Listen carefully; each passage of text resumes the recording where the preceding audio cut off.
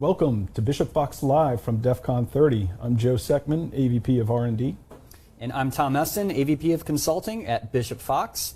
And I am pleased to introduce someone who really doesn't need an introduction, Jayson E. Welcome to the live stream. Well, thank you for having me. I always like hanging out with you, so it's good to be here. It's great, just great to catch up, and so glad you're here. And we just mentioned before the live stream started that this is like your capstone event, right, of the year.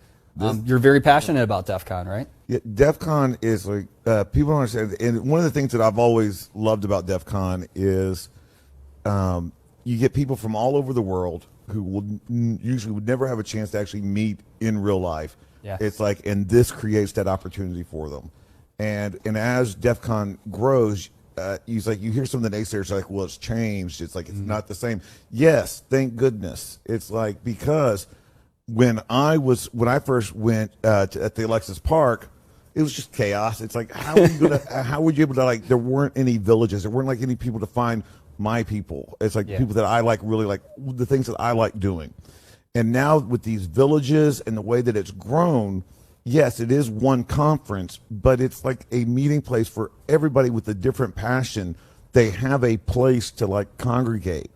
It's like, so you've got, if you like wireless hacking village, like social engineering village, hardware hacking village, lockpicking village. There's so many different villages, contest areas, things that each person, which just generates more ways for you to find new friends, to find new people that share that same passion that you have, no matter where they live in the world. And it's like, and continue that on through like DEF CON groups throughout the year. So that is one of the reasons why I love DEF CON so much. It gave me a home. It gave me a family. It's like, this is my tribe. And it's like, we talk about, it's like what the group is. It's like, it's something people don't like calling it a family. And then you don't have to. It's like, but to me it is. It's like, this is where people that it's like, I haven't seen you in so long. And I remember one thing, I'm trying not to get emotional about it, but I was at a different conference in Berlin, and I ran into Dan Kaminsky, and he told me, it's like he had just moved. And I was like, dude, I didn't even know where you were before, but it's like, great, I hope you enjoy it. And he's like, and he just looked at me, and you know how Dan is, and it's like, and he just said, we live at Con. Yeah. It's like, your home is at Con. I see you at Con. It's like, that makes my home. And I was like, exactly. And so this is, I've got such long-lasting friendships and relationships, more here in this conference, in this area, than anywhere I've ever been where I've lived.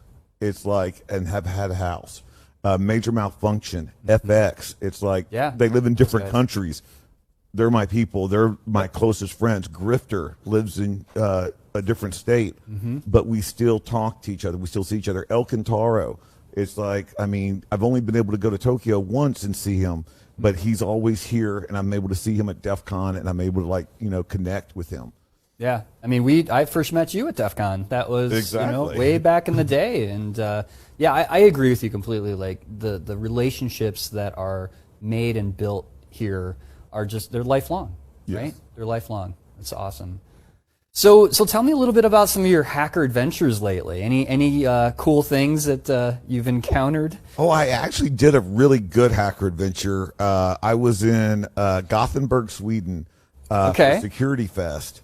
Oh. And I always, there's a website called Atlas Obscura where it shows you all the weird little tourist places that are in any city that you want to go look for. Yeah. So, because I mean, by now it's like I'm tired of like going to like, oh, here's the, this tourist item that everybody goes, I want to go to the places like, that's freaky. It's like, that's weird.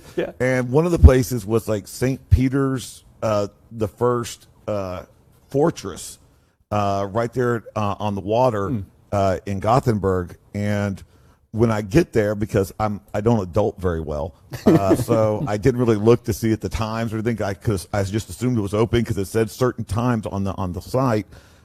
It was closed to the public, And so therefore my second part kicks in, which also creates my international incidents mostly, was time for the drone. It's like, so, because I have a Mavic Mini 2 that's been hacked, so it disregards no-fly zones, it disregards height restrictions, it disregards everything, because it just does. You should have seen, I had my old Mavic, it's like I literally was flying at the Summer Palace in Beijing, which is like, yes, and it's like, and the planes are like landing right over around it too. So it's so it's a double no, right? And I just remember the whole time I was going over the water, it kept just saying, land now, no fly zone. Land now, no fly zone. And I was like, not today, motherfucker, not today. And it's like, and that video's up on YouTube now. It was great. It's like, that's like, so awesome. I don't know if I'll be going back to China, but it's like, it was great. I had great footage of the Great Wall too, which is just as, sketchy. Wow. But I've created a lot of incidents that way. So I was like, I was going to put the drone up, and then I see a guard walk up toward me, and I'm like, oh, crap. It's like, so, when you're forced to, it's like when you're trying to rob someone, you just, try to be honest. So I just go up to him and I go, hey, it's like, I know this place isn't open. I really wanted to go see it. It's like, it's been something that was like on my to-do list because I don't know when I'm going to be coming back. That's how I broke into the Marina Bay Sands when they were still under construction. But yeah, so I said, can I just come in and just take a look real quick? I just want to fly my drone just to get a good view of it. Well, it turns out an interesting fact about Mr. Peter's Fortress, it's on an active military base. What? So that was cool. So they're like, no, guys with guns? They will shoot the drone down. I'm like, oh, okay.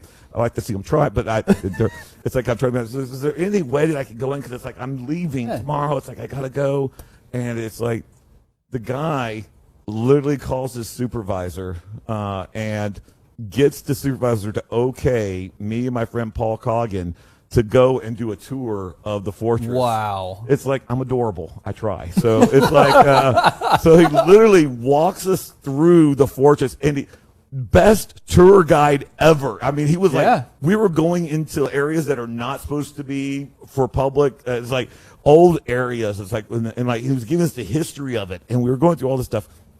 And then we go up outside to where the actual guns are, the big, these guns were so big they had to get a ship and then build a locomotive track to take with a train to take it to the place where they finally installed it. And you're not supposed to be up there because it's still live cannons. They use them on their National Day, which was like 3 days hence, which is the reason why it was closed to the public. And you're not, even on a good day, the public is not allowed on those guns. So I've got a really great picture that I posted on Twitter that the guard took for me on the gun. It's like he actually took the picture. So that was a good hacker adventure because that was just totally like, even I was just like, this is out there. Like, so yeah, and I've had some ones where people are going like, yeah, that is out crazy. So, but yeah, that was probably the weirdest hacker adventure since I got hit by the car in Saudi Arabia. So yeah. Okay. I don't think I've heard that one about the Saudi Arabia car hit. Maybe I did. But no, it was not a big deal. It was just I mean, it's the fifth car that I've been hit while on foot, but it was the third that was on accident, so that was good. Oh, I wasn't okay, really not intentional. So Great. yeah, so I was happy about that. It's like those are always the nice ones. And it's like I was just walking across this street, and there was this couple that was about to go through, and I was on the crosswalks this time. It's like doesn't always happen. But I was like in the crosswalks, and so I'm going across, and this guy just like knocks me on top of the hood up into near the window, and it was so cool. I loved it because I was able to slide off and just start, and I just went like, "Excuse me, sorry," and like it just kept walking. And the best part about it was Grifter and Major Malfunction were right behind us. So I had witnesses. So yeah, that was great. I mean, having a very high pain tolerance sucks most of the time. Right. But when you want to look cool after you hurt yourself, it's the best ability to have. So it's like I was able to just like keep walking, and then I tweeted out, it's like after I got hit, so everything's okay. The government freaked out. It's like, did he get hit? Because I was a guest at the conference and stuff. Oh, okay. So they were like, they didn't want to lose one of their speakers. Sure. Because I don't think I spoke first. So always do the shenanigans before you're supposed to talk, because Yes. then the conference is more motivated about making sure you get onto the stage. After it, it's like you're like you could disappear and like, okay, yeah, he's done, we're good. It's like, yeah, I find it so interesting. Like you always kind of end up in these situations. Like you've got the greatest stories. Like ever since I've known you, just like these strange things. Like and you're not even like asking, or you're just in those situations, and yeah, I think things crazy. just happen Yeah. around you that I just find so fascinating. It is a very weird, yeah. It's like I live a very weird life. It's like, and people ask me like, why don't you write an autobiography? And I'm like, I've lived through half of this stuff, and some of it's on video. I still don't believe it. It's like, I literally, one of the things that people talk about me, like when I told people, it's like my quickest compromise was walking in from the front door of a bank in Beirut, Lebanon, and to getting actual compromise on a machine, 15 seconds. Yeah. I've got it on video. I'm actually doing a talk this year. It's like where I actually show the video where you really? see me walking through the branch. You see me compromising the machine, talking to the manager in a way that I was able to get the manager to then escort me to all the machines, including the data center. It's like, and 100% compromise of every machine in that building in under 8 minutes. And then I was out the door. Wow. And but it doesn't sound real. And it sounds, half the stories, I'm very skeptical. I would hardly believe half the things that I was saying. It's like, that's why I was so glad Major Malfunction was there in Grifter. Witnesses. It's like, That's right. That was a cool slide off that hood. It's like, so I'm glad I had witnesses. Yeah. Wow. Yeah. I want to hear just a little bit about like China in particular. Yes. Right? Because there's always that mystique about China being like this obviously very oppressive, they're monitoring everything and people are following you around. Like how much of that is, because you spent time in China. I was going to China for probably about 10 years and also guest lecturer at the Beijing Institute of Technology. I helped start the DEF CON groups in Beijing, Shanghai, and Shenzhen. And Hong Kong. And so I will tell you this, it's like I did a talk at DEF CON 22. It was one of the actual best talks I've ever done in my life. I cringe. I have so low self-esteem anyway. It's like I cringe at so much at all my videos. And so, but DEF CON 22 is the only one that I actually find halfway decent where I don't, I could actually watch twice if I had to. Like, so it's like, and one of the things I did was I listed the 5 things that we don't like about China. And then in all those 5 things, I then showed an actual news article showing the United States doing the same thing. Oh, interesting. Because I believe in being a patriot. It's like I can love my country enough to say that we can do better. It's like, so I don't really talk about what other governments are doing when I can't, it's like I'm not going to tell them about the splinters in their eye when I've got a log in my own. Right. It's like, and so that's just not the way I roll. So I will say, yes, it's like but hackers are hackers. I will go to any place in the world that it's, where there's hackers. It's like invisible lines on a map do not dictate who my friends are because they're not the ones doing those things. They're not the ones committing those atrocities. It's like they're just as much of a victim in a lot of instances as the people that they're supposed to be getting oppressed. So it's like, how can I say something about that? So I was in Moscow. It's like in 2019. And I was sitting back with some Russian hacker dudes, and it's like, and they came up with the election, and I was like, dude, let's be honest with you, because I don't filter. It's like I never have to worry about ever getting a top secret clearance. Don't worry about it. It's like I don't give a, So it's like I tell people I lie for a living. I don't do it for free. Right. And so I'm sitting down and having drinks with them. It's like, and Pepsi Max because they don't have Diet Pepsi there, but I also don't drink alcohol. And so, and I went and was talking to him. I said, let's face it, okay, guys. We know you hacked us. It's like you hacked the election. You did some shenanigans. It's like almost based off of some of the stuff y'all did in Estonia. The reason why everybody's pissed, especially in the U.S. intelligence community, is y'all did it so much better than we did with the Shaw and with Pinochet and with all the other people in Central America. Y'all just did it better. I mean, congrats. It's like, I mean, I mean, I ain't mad, bro, but it was not nice. It's like, right. you know, it's like, so, it's like, and that can be controversial, but yeah, have you met me? It's like, so yeah, so I think that's the coolest thing about it is just that I don't hate them for that. It's like, and I don't because I understand that we do things that maybe some people aren't too happy about. I had someone talking about when I was in Saudi Arabia, bringing up some horrible events, and I was like, and literally my only reply was, okay, but I'm not meeting their government. I'm not meeting their officials. I'm meeting the hackers who are trying to learn, who are trying to grow and trying to get better and trying to make their country better. And there's been a lot of progress. And it's like, and the day before, a U.S. drone strike killed 10 people, civilians. So how am I supposed to like equate that? And so China, the same way. China, when I went there, every person, it's like, was friendly. Yeah. It's like people were, and I tell this to everybody that if you go and you sit on the street, like in Wangfujing Street, which is a busy thoroughfare in Beijing, or if you sit down in Sao Paulo, or if you go into London, or if you go into somewhere like in, I mean, wherever, it's like everywhere that I have been, I don't try to just tour the city, or I try to live there. I try to see around it. I spend one day walking through the city, and I did that in Riyadh. It's like I've done that in Beijing, Shanghai. Nobody around, just me walking the city. Yeah. And if you sit down, you will see the same thing. You will see people taking their kids to school. You'll see people going to work. You'll see shopkeepers opening up their shops.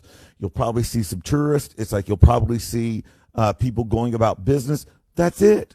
That's life. Yeah. I learned one quick thing my first visit to China. It's like there are no such things as foreigners. It's like we're human. It's like you think that your culture is different than the Chinese. You better believe it is. But guess what? Do you think the New Yorker's culture is different than someone from Tennessee? The person's culture in Florida a little bit different than someone in Seattle? We have the same different cultures. It's like this country is made up of different cultures. It's where we try to make it more black and white, where we try to divide it, that we start losing the actual essence of it. It's like, so it's like, it's not about your culture. It's about being human. Yeah. On my business card, it says 3 things: hacker, helper, human, period. In that order. It's like, because it's the order of importance that I see it as. Yeah. That's awesome.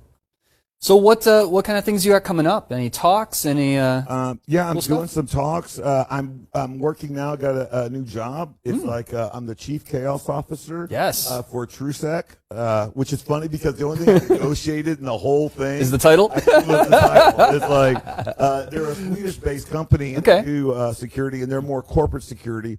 So trust me, it was a negotiation. I wanted to just chief chaos coordinator. But they were like, well, we need it more official, so they gave me. So I got promoted. Officer. It's like, yay! It's like, so that's awesome. And so so I'm chief chaos Congrats. officer for TrueSec. I do mostly security awareness. And I don't do red teaming. It's like I use red teaming techniques, but I use it for security awareness engagements, because after I finish robbing someone, I'll wait for 2 minutes. It's like to make sure that I've escaped.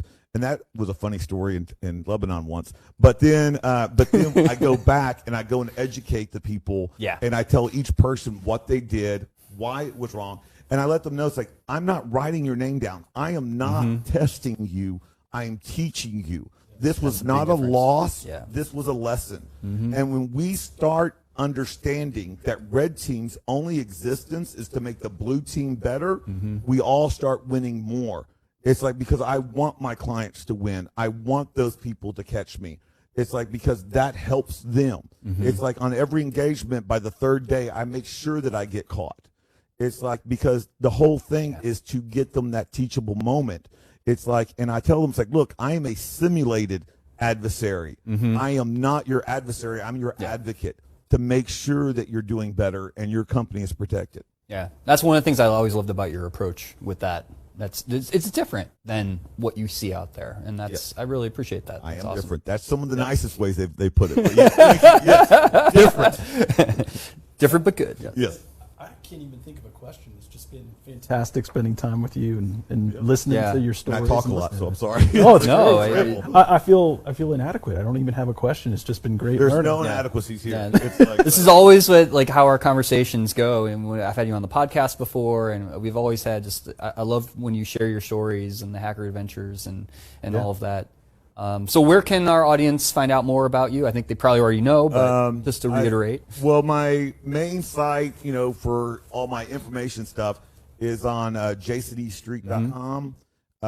My travels and stuff I'm still trying to update, but hackeradventures.world. And I live tweet my life. So people think that I tweet for like Twitter. It's like, and if you actually look, that's my live journal. It's like I do that for me because it's like I'm trying to externalize some of my thoughts. So they see something, they're like, "Are you okay, bro?" And I'm like, "When did I ever give you the impression that I was?" It's like, you see, and it's like, and sometimes it still freaks me out when I'm going to a conference or something, and someone mentions something and I'm like, "How'd you know about that?" It's like, people are reading that stuff. It's like that's scary. It's like so, but yeah, it's like so that's the main ways. Awesome. Well, thanks for coming on live stream. Really appreciate it. Awesome catching up with you. And well, enjoy the rest of the con. I know you will. Thanks. I'm going to try. Yes, you will. Awesome. All right. Well, we have one more guest coming up on the live stream. So everyone stay tuned.